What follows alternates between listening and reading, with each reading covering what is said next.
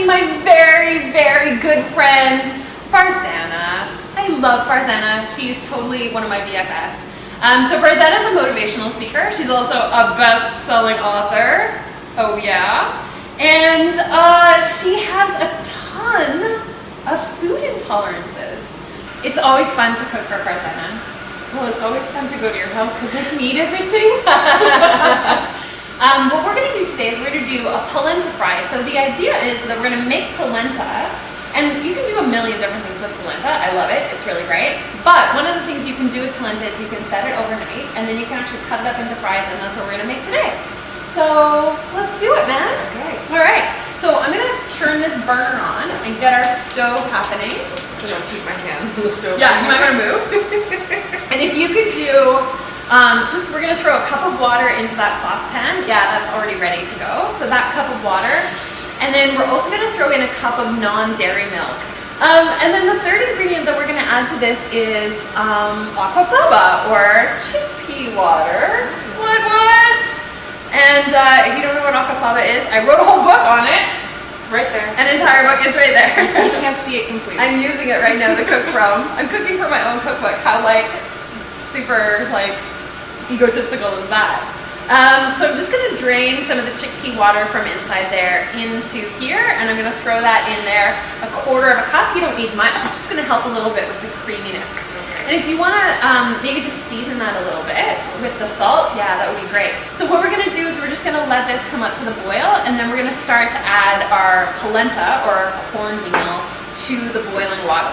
The other thing is that you could also do vegetable stock would also be really great in here. We're just using plain water. Could you just add vegetable stock would be veggie bouillon too? Yes, and in fact that's what I often do at home if I'm lazy and I haven't made my own stock.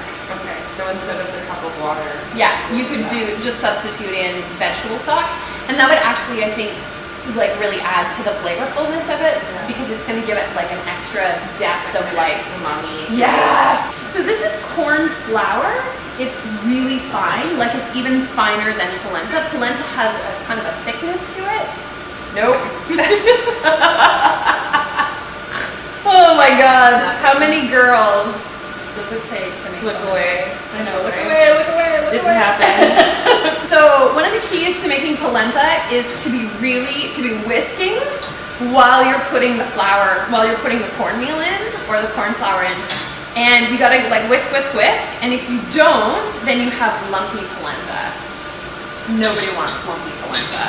Okay, just gonna finish it off with a quarter of a cup of actual polenta. So this is the coarser cornmeal, you can see that. And this is what's gonna give it that great texture. But some polenta can be made with just cornmeal. Yeah, absolutely, 100%. There we go. And it thickens up really quickly. It's already super thick. Yeah, it's already super thick. This is your arm workout for the day. Just gonna add a little bit of vegan butter at the very end. And just incorporate that in. And now we have this beautiful, I know, it goes really silky. And we have this beautiful creamy polenta. I know, it's so beautiful. Yeah, it smells really sweet too. So now we have this polenta. There's a couple of things. What's your favorite way of eating polenta? Other than polenta fries, which you're going to make in a minute. What's your favorite? Honestly, I like that really just clean, buttery taste, and I like it with mushrooms. It's like a little bit of truffle oil, whatever wild mushrooms. Yeah. I can get my hands on and then into this, and all those beautiful, earthy, flavors. Some little greens on the top of something. Yeah. So what you would do with this to make polenta fries is we did this already magically through the magic of television, not television, through the magic of YouTube. Yeah, exactly. What you do is you just grease a pan, a nice square pan like this, and then you would just load the polenta in, as it's hot right now, into here, sort of smooth out the top a little bit so it's not too lumpy, and then put it in the fridge overnight. And then what happens is it sets up and it makes this really solid mass. So now you're just gonna cut it. This is where you just cut it into fries. So just like that.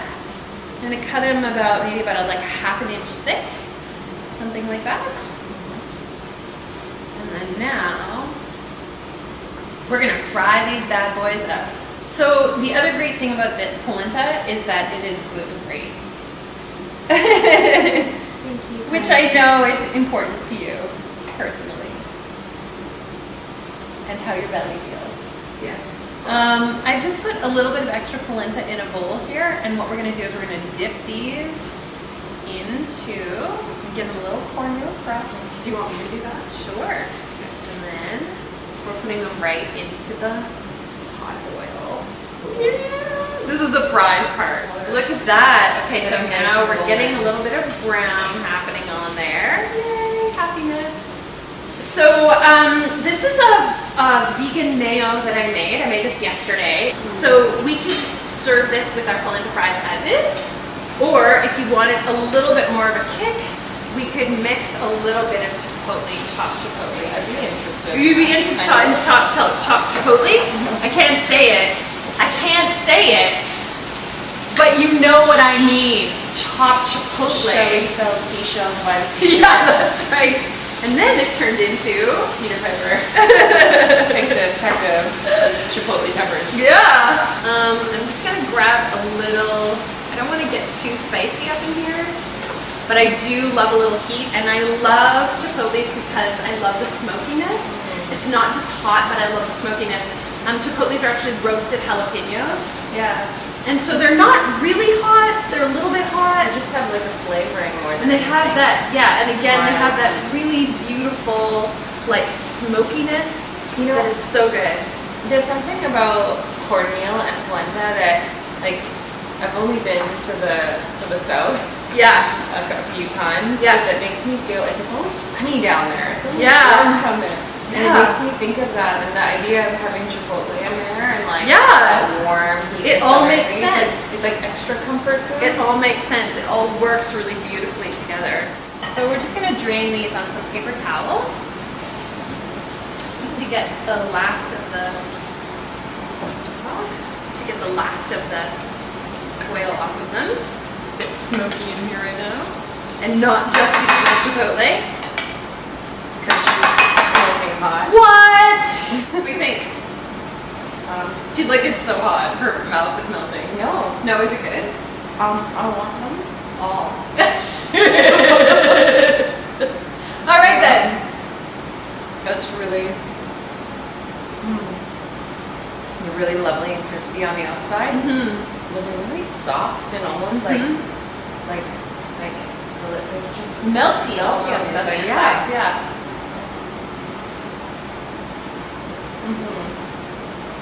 They're really tasty. I am a fan of polenta fries. Thanks for coming out. Thanks for inviting me. You're awesome. Stop. Okay, so I'll drop the links to Farzana's website and her book in the thing below the thing with the thing on YouTube. You know what I'm talking about. The thing where you cheat at meditation. That's right. Her book, which is called I Cheat at Meditation, which is a great book.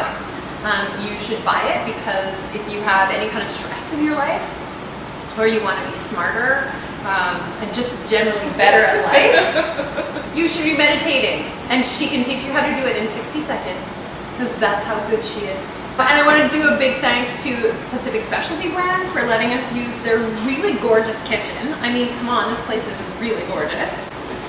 So I've been really enjoying cooking here today. It's been great. And thanks so much, you guys. Really appreciate it. If you're not going to subscribe to my channel already, subscribe, give me a thumbs up, a comment, whatever you like. And show me your polenta fries.